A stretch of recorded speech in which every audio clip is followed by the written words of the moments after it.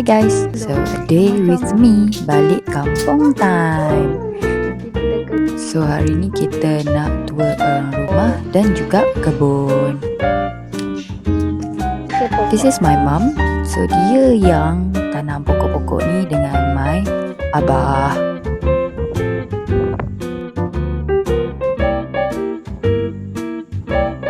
So kita nak turun bawah, nak tengok kambing dan juga lembu. Yang bunyi. Bek. Suami saya menunjukkan bakatnya menjadi kambing. Terkejut.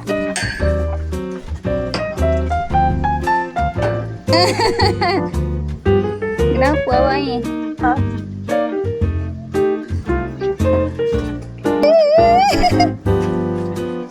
Ish.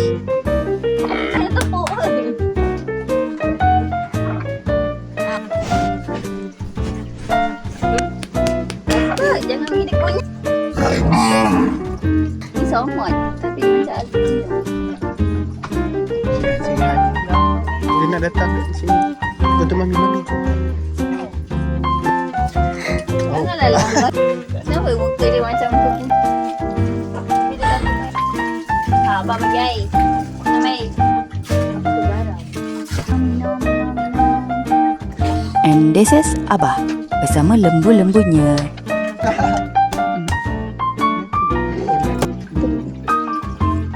Ni jabat haiwan datang. Kacuk kan?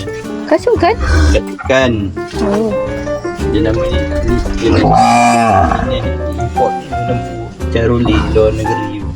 Setiap ni lembu ni lain-lain jenis ke? Tak lah.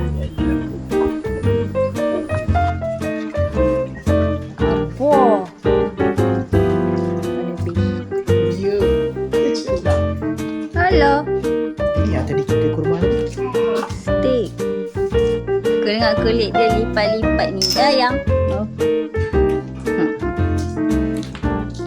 Gemuknya. Tak apa-apa.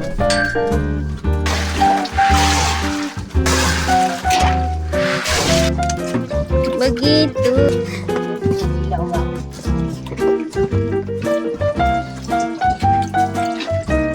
Apa? Jangan. Aduh. Jangan. Makan. Abang keluar. Dia tak nak selam kamu mulut ni. T20 tu je. Dia kawan ayam. Mana tu yang tu? Sama tu putih tak? Dia sesama. Dia tak boleh makan kambing. Wah, Ya, baby tu. Tengok baby tu. sakit. Oh, jadi Jangan tekan. yang putih tu suka suap. Jangan tekan. Jangan tekan. Masuk hidung tu.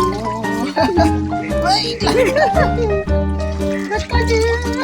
Segala. Dia memang besar macam ni ke masa beli? Tapi dia punya bonggol dah sengit. Makin lama dia macam ni. Makin besar. Kalau kita potong atas tu je. Tapi dia hidup.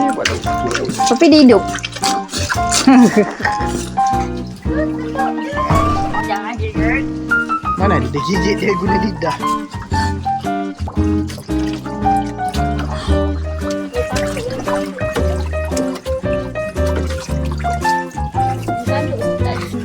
Kena marah dia orang hari-hari. Awak lap kat muka dia orang.